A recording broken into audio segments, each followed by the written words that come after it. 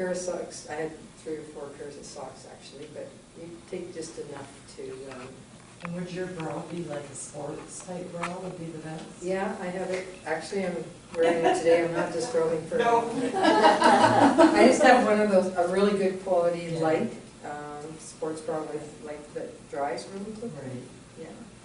So yeah, you kind of keep the pack as light as you can. That's one of the tricks. So along the way, I actually literally, I have to tell you, I spent the whole week in this really place of what I call the 3 Ds of discouragement, despair, and disappointment, trying to really pull this talk together. And I spent a lot of time walking and thinking about content.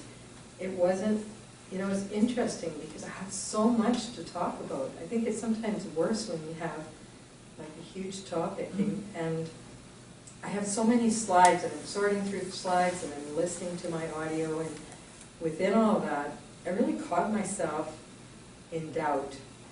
How many times, you know, you're doing something that, like, I know in my heart that I'm here to become a speaker. I'm in the process of that experience, and I haven't done a whole lot of speaking. And it seemed like I had a presentation going, and I changed the topic, and my brain is saying, like, why are you changing the topic? You're just making it hard on yourself. So we get into mind chatter sometimes.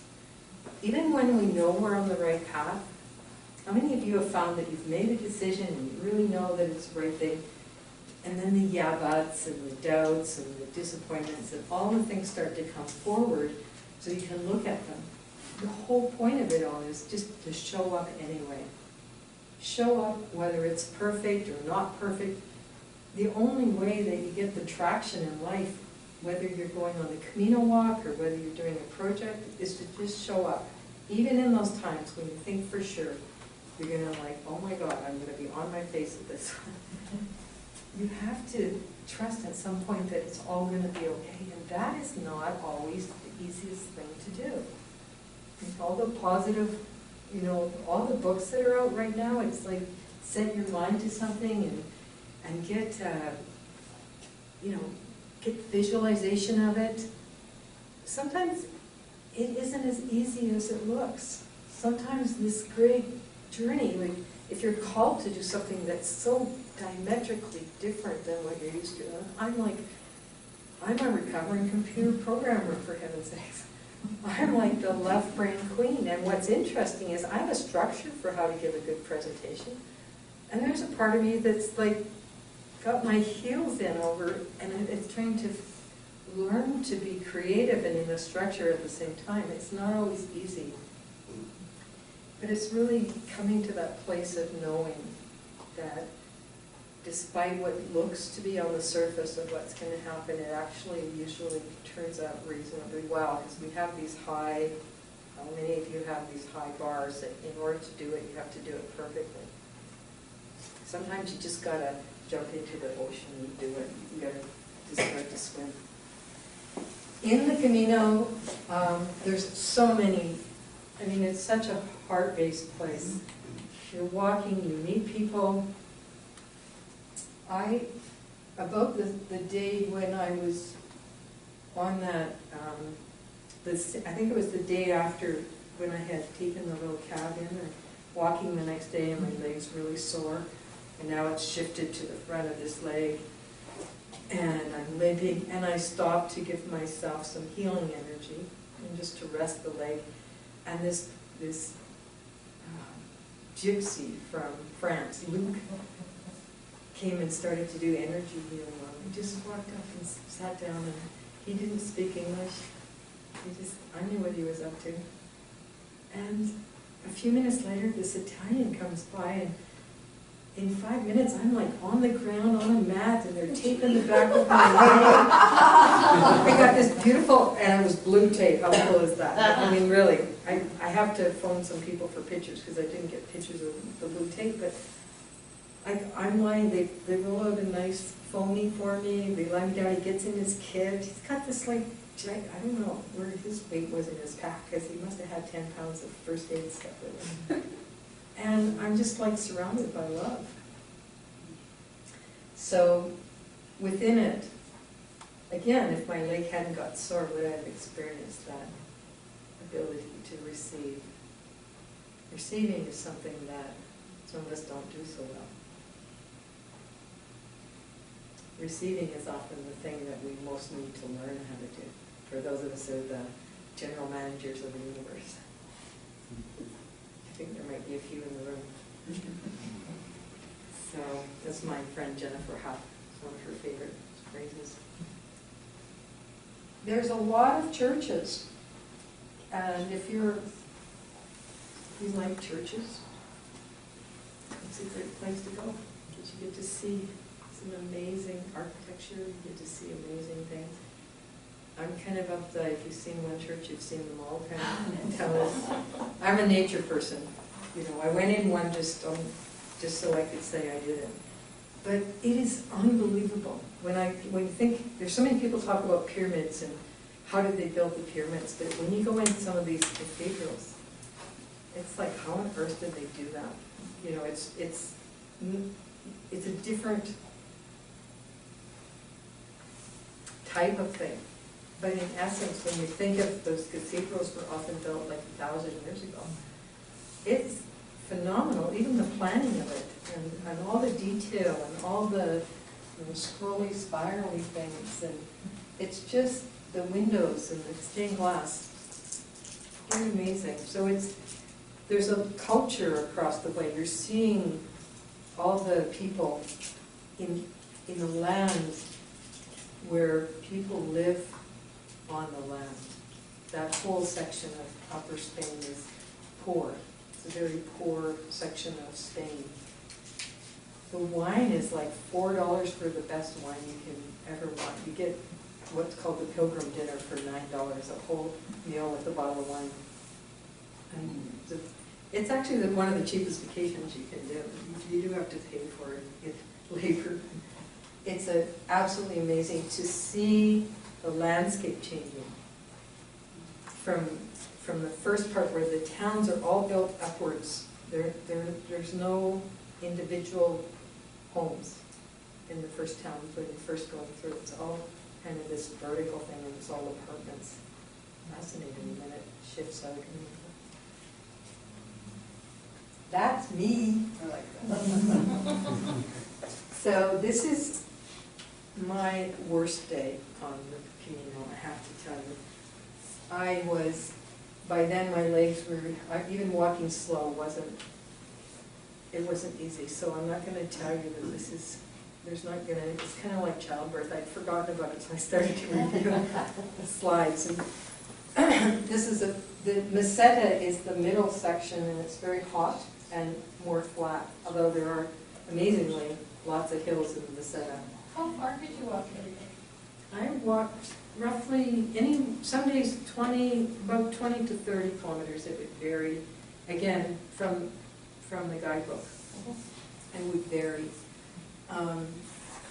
On this particular day, there was a place to stay that sounded really nice, like a little stream, and I thought, that sounds really good. It's about 4:30, but I had to go at a kilometer off course to get to this place. And I got there, and some of my friends were there, and we got chatting, and I never thought of asking, was there more space? And then when I went to say, where can I put my bed? Well, there's no more space. And I'm like, oh, good gracious, my legs are so sore. And it was 5 kilometers to the next town. And it was hot. It's hot. And this is September. If you're going to go on the Camino, I highly recommend that if you can avoid July, August, for multiple reasons, one of which is heat, and the second is the number of beds that are available, and all the people that have summer holidays are there. September's still hot, but it's a bearable. It's really bearable. But it was hot this day. And I left, and I was really discouraged at that point, because I was thinking, how on earth am I going to walk another 5 kilometers? I was really tired. It was one of the first days I had some audio on my phone, and I actually listened to audio, and somehow I got to inside of the next town. And I started down, and it's this huge hill going down, and I can feel it.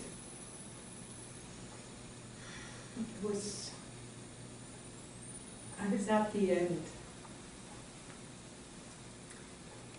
It was like, I didn't know how I was going to get down the hill. It's interesting how that energy kind of can come back to you. I'm looking and I said, you gotta be kidding me. Why is there a downhill here, you know? And there wasn't much point in sending out too many prayers other than is there somebody with a rickshaw. I wasn't tremendously creative in that moment. I was so exhausted. And it was just, every step was painful. Every step was hard. And I walked in, I was crying. I was so tired. And everyone is cheering me. Like there's they can see that each step is really, and then of course, where do they put the albergue? Up the hill. Like it seems like all the times when we're really tired, they manage to put it in a place that isn't that easy. But I walked in and I don't know how I stepped up to the hotel, but I had people clapping and I was so tired I couldn't smile, I couldn't do anything. It was just horrifically exhausting. And then I thought, oh my God, I'm late, I'm going to get the upper bunk. I hate the upper bunk. You got to go to the bathroom in the middle of the night, you can't see anything. It's like, when you're my age, you do have to go to the bathroom in the middle of the night. And I just thought, oh, please, just get me, you know, I just was sending prayers. And the lady at the desk is so nice, and she said, would you want to rest before I show you your room? And of course, it's up 3 flights. But I got the lower bunk. And then my friend was, from Australia, was outside, and she kind of bought me wine and cheered me up, and we had dinner together, and it turned out okay. But it's something that it pushes you to your limits. You really have to be prepared that it's not all sunshine and light. It's not all this romantic journey. And it's no different than when we choose to do something in our lives. For me, the metaphor, the Camino is just a total metaphor for everything we do in our life. There's times when we get so discouraged, and there's times when it's just, there's a book called 3 Feet from Gold. I don't know if you have a chance, it's a great book to read. It's like not stopping. It's knowing that, you know, this guy had a gold mine and he worked this gold mine for 2 years and he put everything into it. And finally he just was so discouraged he gave up the gold mine and sold it. And the guy that bought it didn't drill anywhere, didn't dig, he just sat for 2 days and then changed the direction it was going, and he found one of the biggest lodes 3 feet away from where the guy had given up.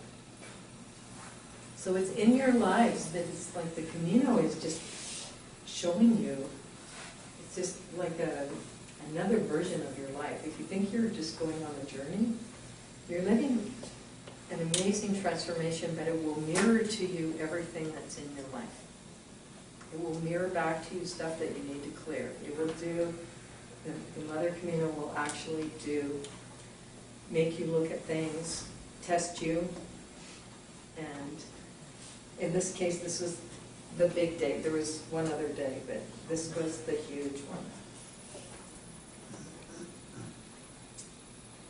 And a lot of times, and one of the things about walking, a lot of people were actually getting up at 4 to walk because they were worried about getting a place to sleep.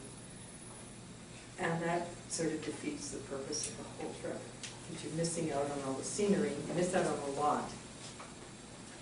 So you do need a little light for to go in your pack or around your head. And this was a day when I had, that's about what I could see in front of me. And it was a very rocky, not rocky in the sense of like little rocks. It was kind of like up and down rocks.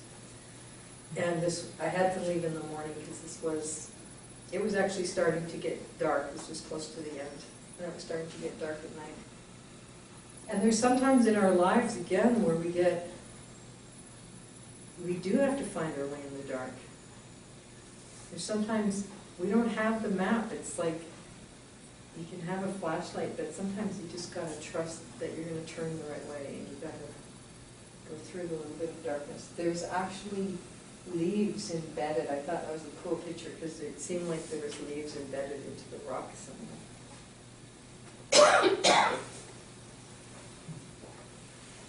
This is me at the finish line.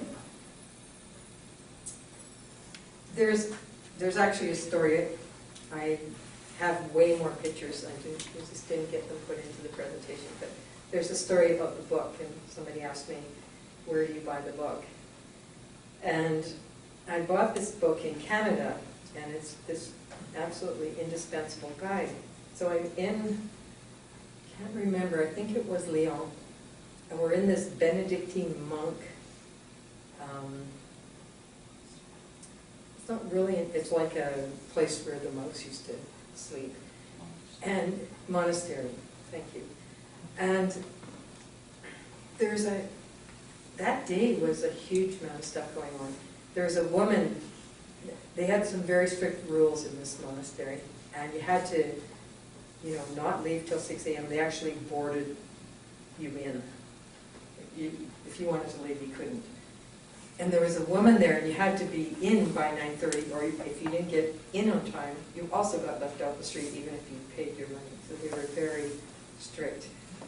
And so there was this woman there that was sick, and she needed to leave at 5:30. But she was also, it was noisy. She was having this argument, and they didn't want to leave her. They wanted her to, be like all the other nice little pilgrims. Get up at 6 o'clock, why are you rocking our boat? But she was a victim. She had a lot of stuff going on. And instead of asking nicely, and just sitting down and saying, this is what's been going on, I've been really sick and I need to catch my plane, all of a sudden, something that hopefully could have been resolved, there was just people standing around watching and listening and thinking, I know I was thinking, I didn't want to be part of it, I didn't, and I'm listening, and then they ask her to leave. And she goes right beside my bunk.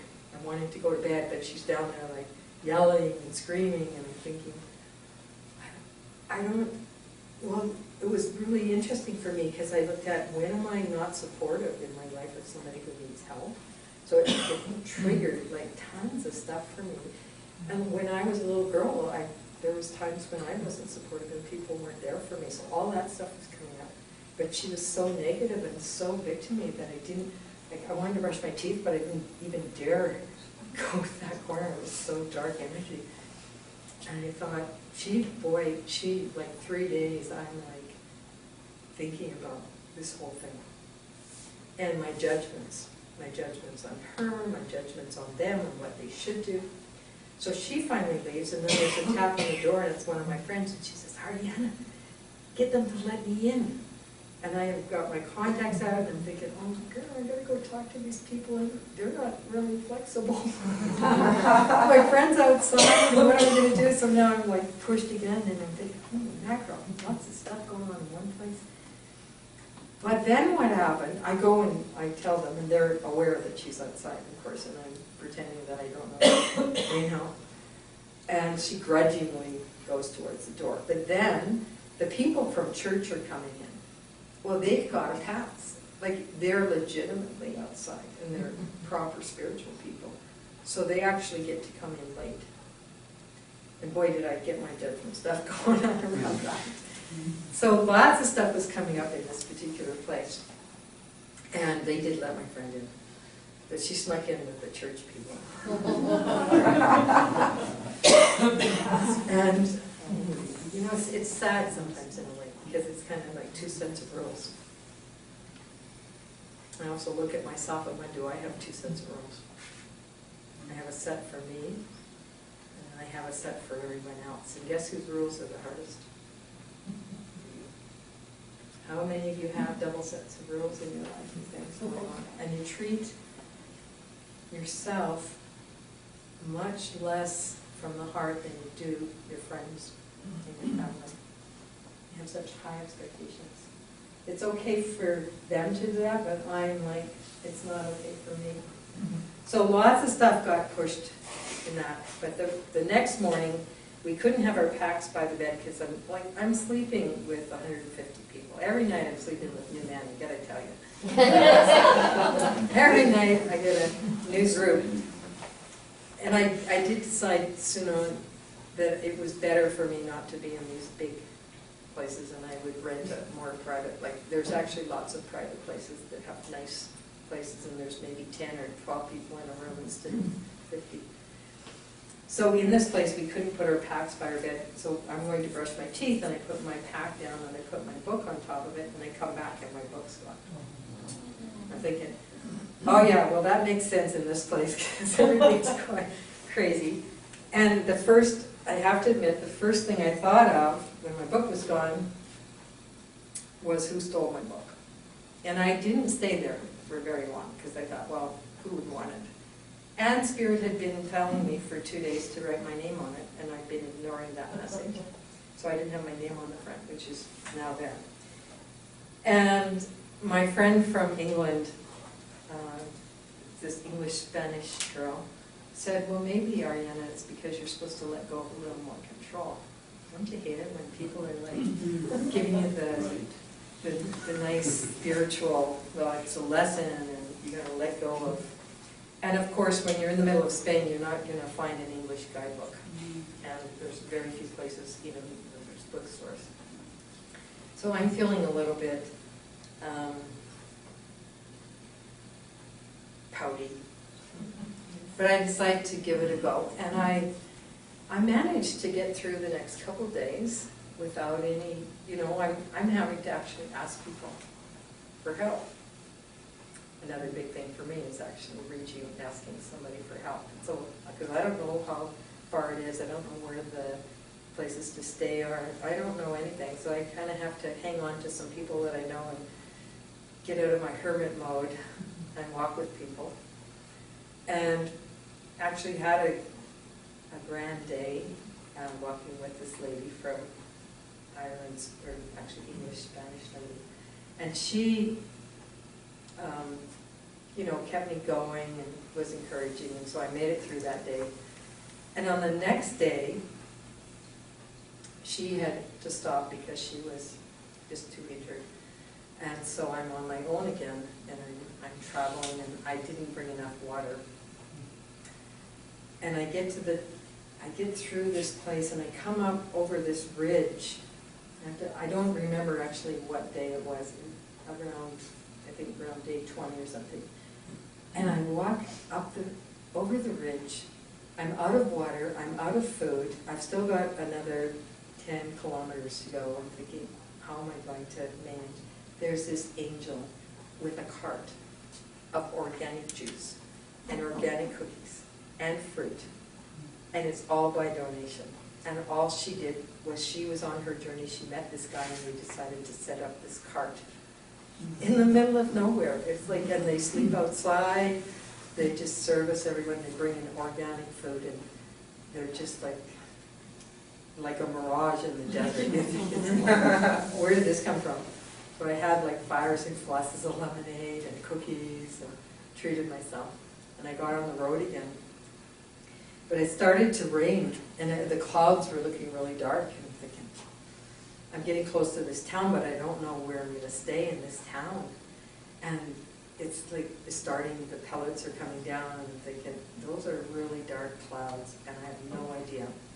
I see this couple ahead, and they're stopping and putting on their rain gear, so I get my rain gear on, and I'm running half, like with my pack half on, so that I don't lose sight of them, because I figured they got to know, well, they know better than I do in this moment, where I'm going to stay. So we get into the town, and there's this albergue, and they turn and go up the hill, and I'm following up the hill, and I'm thinking, maybe I should rethink this plan. And I turn around and I go back, and then it starts pouring. I thought, that was a good choice. So I'm going in to check in, and on the table right across from the check-in is this book. with a note. Is this yours? It got put into my pack by mistake. How cool is that? It was so powerful for me because that was 2 days later.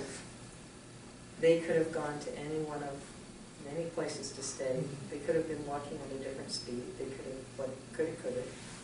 But what happened was I let it go. I let go of needing it. I was really happy to see it. I was really happy to see it. But I let go that I needed it for any reason. And there it was, just sitting there waiting for me. So that was my tremendous, it was such a huge thing for me. Is it in that picture? Are you holding that picture? It It's is. hard to tell. It's on, yeah. Yeah, I think it is. So I come to almost the last day, and you did, how far did you walk? Did you walk the whole thing? No, I only got to Burgos. Okay. I only did a couple of weeks.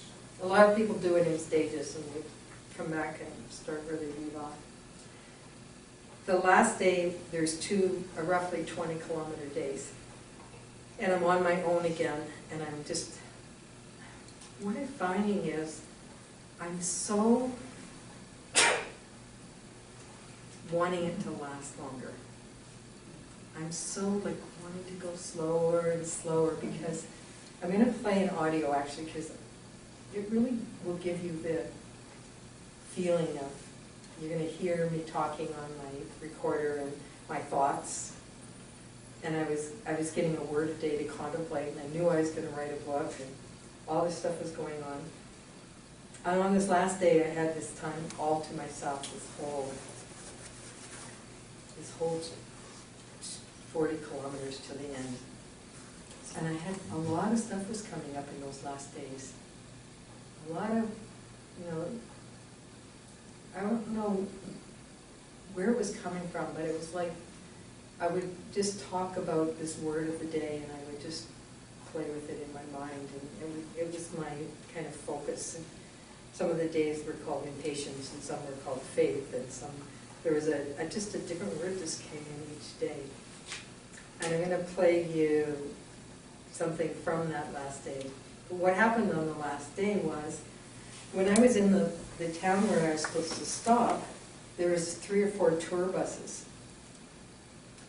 And I'm walking by the tour buses, I'm paying attention to the children, and all of a sudden I'm out of town, and I'm a couple of kilometers down the road, and I realized that was where I was supposed to stay.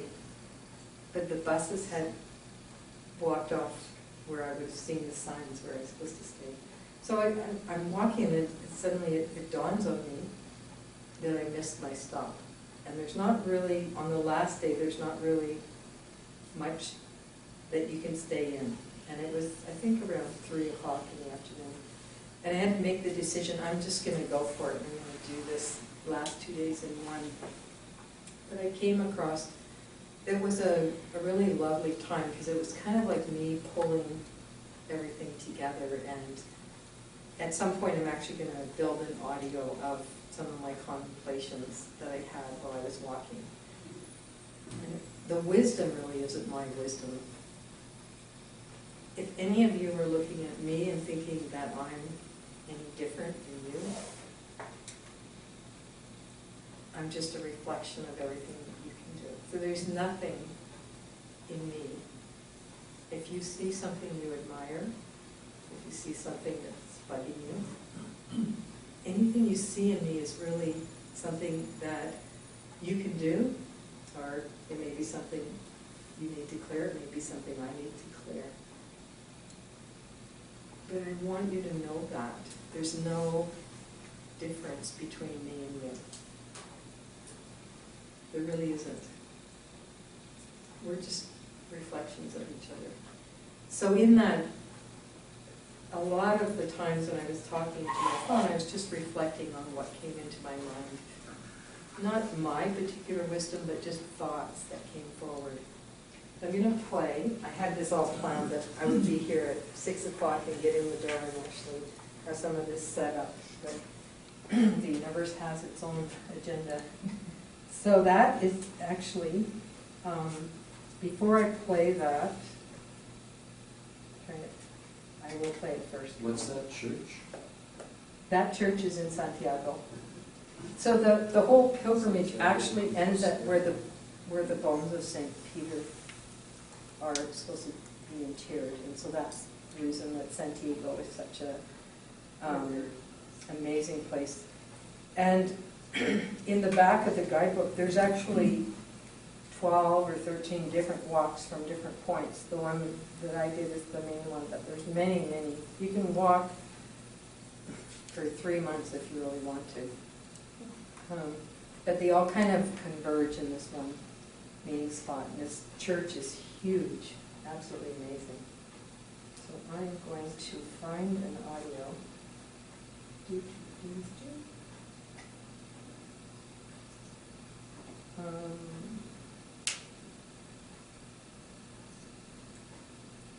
This isn't really,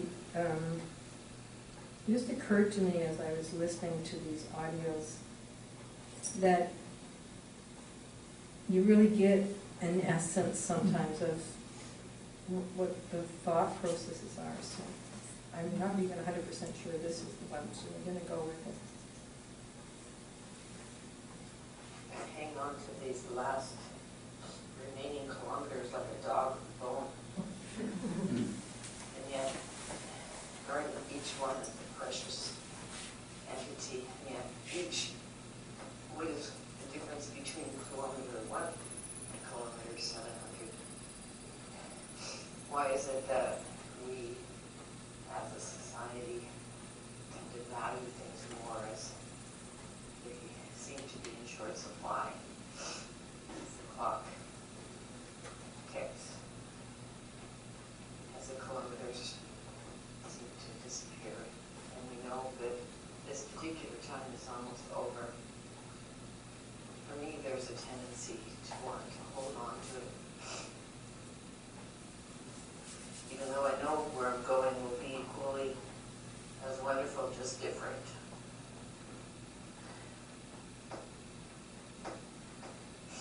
There's a hesitancy in wanting to return to the craziness of modern life, hustle. And I maintain peacefulness I gained here in the midst of all the things that go on in modern life. Can I keep this sense of illness?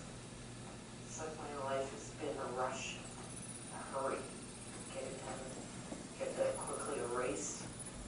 The competition, in some ways, with myself mostly. And as I watch people hurry by, I realize that's how I used to walk. How the beginning of the Camino was. And getting somewhere.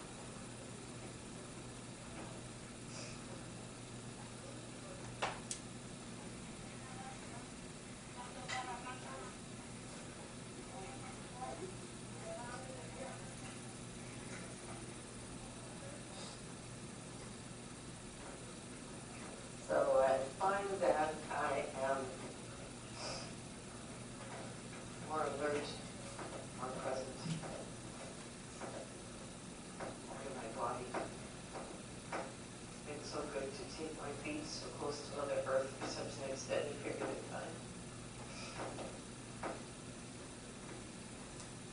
The birds today are extraordinary. They're always extraordinary.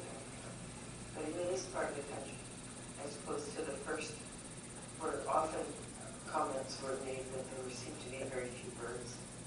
But here, birds are everywhere. Nuts are everywhere along the ground. Perhaps that's part of it. The trees are so lush. And now I hear the sound of this beautiful stream.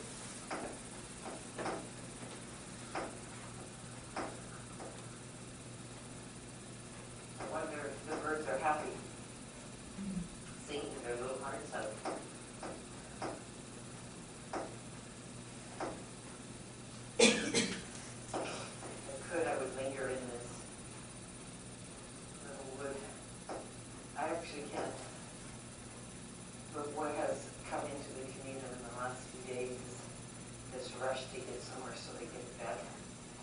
With all the new people coming in, walking the last 100, there's no space at many places. And there's always that end of day rush so that they can be assured that they're going to get someone to sleep. Kilometer 33.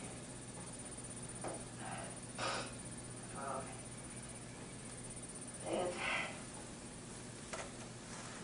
I can't imagine the Camino in the summer then.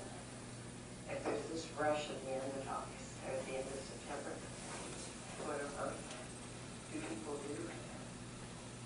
The hard Camino, the heat, mixed with that rushing to get to bed, getting up at crazy hours in the morning just to be able to know that one would have a place to sleep.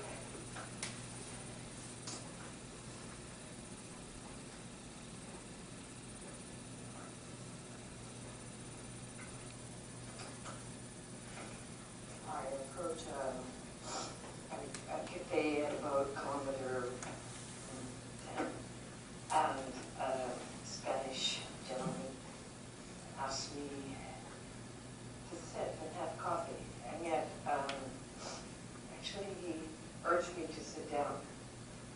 Can I get you a coffee con leche? And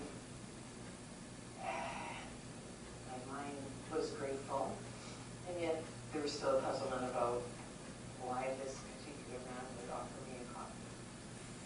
And it was interesting because he was sitting at a different table. There was no need for anything other than a gift.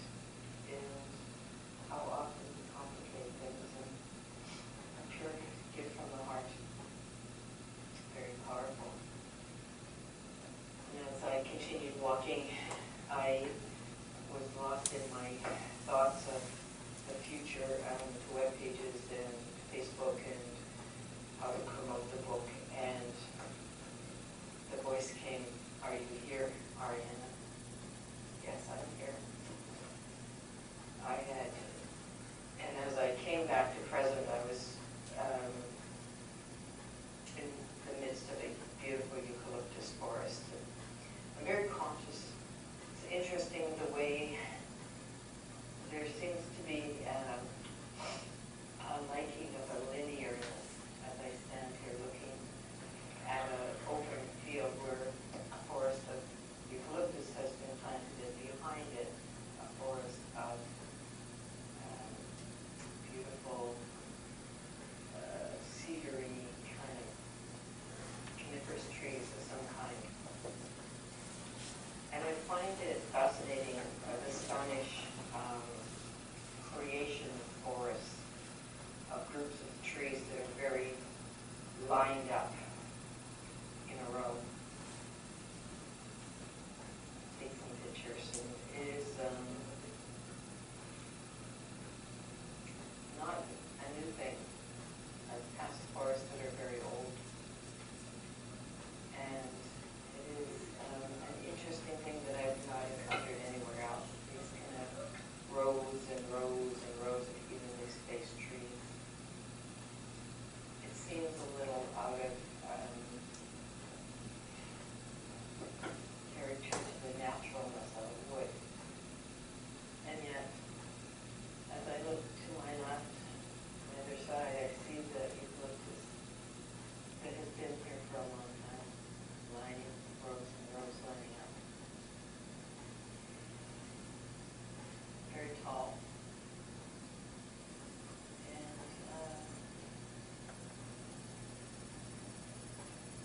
it seems like there's something incongruent in it all.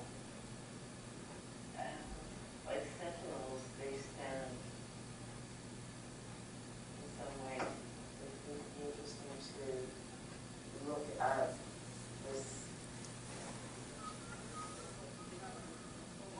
These are ways that we're There's one more, but I'll just, it's close to 9, and I'd like to give you the option of either leaving or staying, because I'm going to do a little exercise.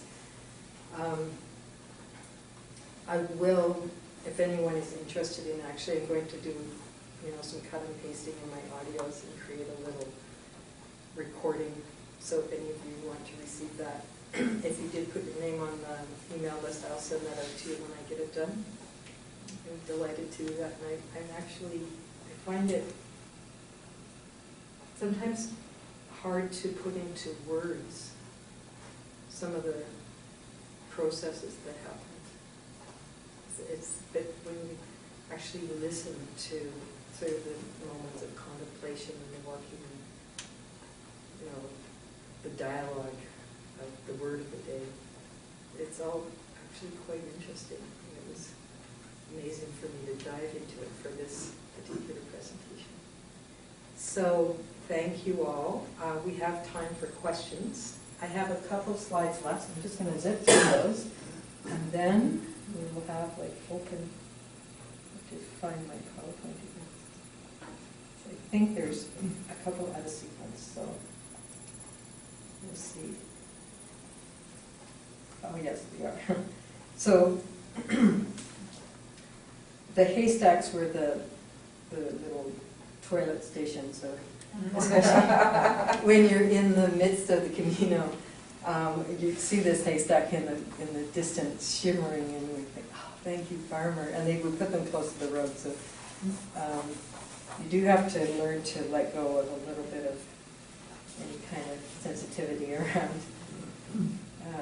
There's rows of people going to the bathroom at the same time. And this was a little humorous slide. I liked it had this little face on this electrical box. And it's just a reminder for me. I think life is really about lightening up a little bit. And this is a quote from someone that I really love. And in your life, the most difficult thing is the decision to act. The rest is merely tenacity. Your fears are paper tigers. You can do anything you decide to do. You can act to change and control your life. And the procedure and the process is its own reward. So, how do you want to be remembered? This is one of my favorite cartoons. When I get old, I don't want people thinking what a sweet little lady. I want them saying, oh crap, what is she up to now? And I can guarantee my family has would frame that one. So, and this, by the way, is my current home. So, not bad for a homeless person. So I got home and I put onto Facebook that I needed a place to stay, and within one day, I manifested this beautiful mansion to stay in, to look after their dogs. And it's for sale if anybody wants to come up with $4 million. So it just shows you, sometimes you don't know. When I look at my life from where it was when my husband died, I had a life with very few friends. We both had our offices at home. I went to work, I'd come home, there'd be TV or whatever, or I'd work again, and then we would do it over. And I had no God, I had no sense of anything other than this little wheel of life that I was on. I didn't even know that it wasn't nurturing. It felt just normal. I didn't really realize what else there could be for me in my life. And when he died at the age of 62, I watched, it was really one of the hardest things I've ever seen, because all I could see was this man who was really brilliant. And my brain didn't have any sense of anything else but this particular life at that point. And I held on. I was determined that there was no way that he should go, because he had stuff to do.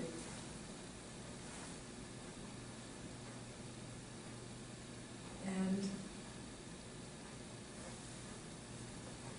he did go, and I had to watch that process, and that was extremely difficult from a place of not having any sense of like what I now know to be true.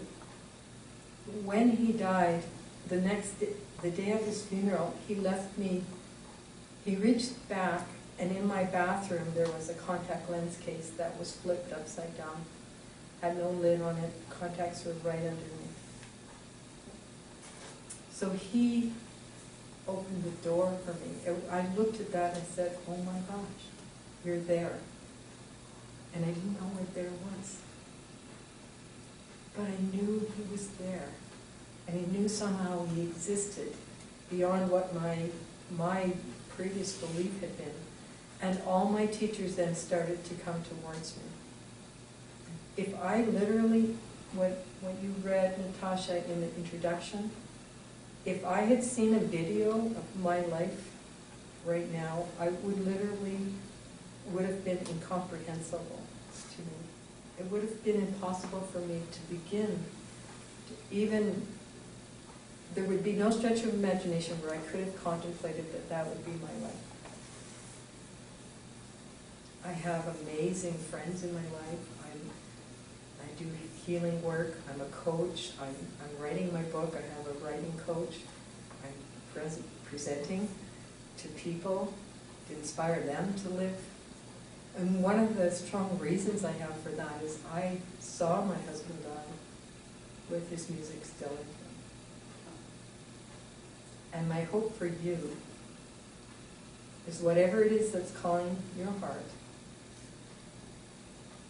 that you listen to that voice and you let go of the yeah buts and you open to the Queen and what if. So a 60-year-old widow with no savings goes on a 100-day spiritual journey around the world and finds out who she really is. You can't put a price on that. I could never have guessed when I began that journey what was in store for me. Even now, as I kind of have a sense of where I'm going, it's like, again, it's like another leap where I'm going to look back 9 years from today. And you can say you were here at the beginning. Because I know I'm going to do things. I don't know how. But I know I'm going to be doing things that are quite amazing, and I just know. And when I let go of how, and trust that in each moment, there's somebody at the top of the hill that knows where the river is. And there's someone I really feel taking care of that brought my book back, that got me to turn around.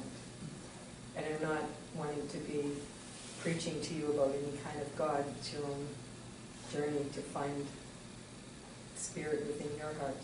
And I just can tell you that sometimes the most impossible things can really be possible.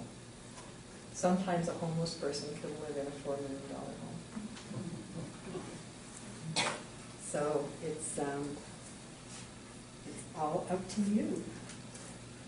I had music that was supposed to be playing when we started, which you haven't heard, so I'm going to skip by that one, and that's the end of the slideshow. So I'm going to, if anybody does have to go, if you want to leave, you may. I have an exercise that I'd like to do with you that's really kind of looking at what is it that you'd like to manifest in your life that you have been putting off. Maybe it's the Camino. We're going to have an opportunity to just go through that exercise and take some quiet time. I want you to actually sink into it, to really listen from this place and not be in here. So we're going to look at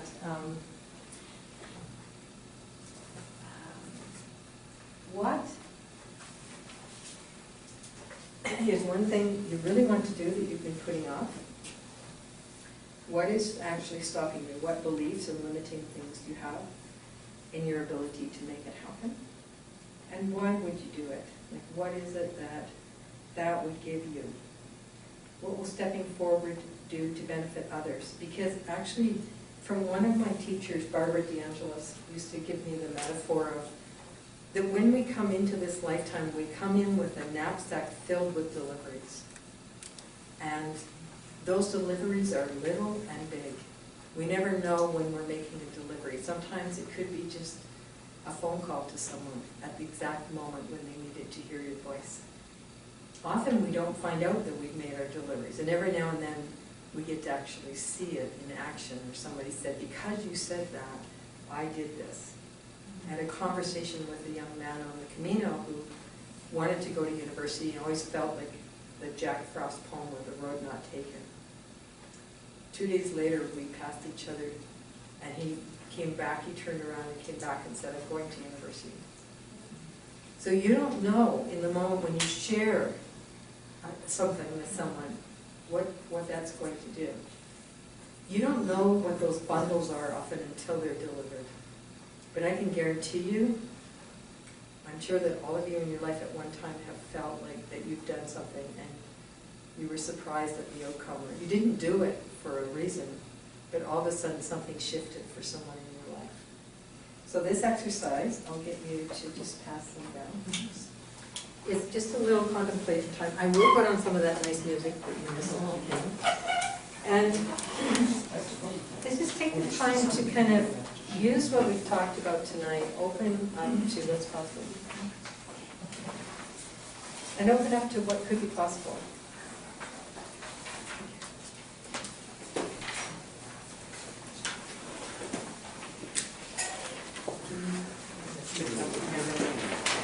You want to?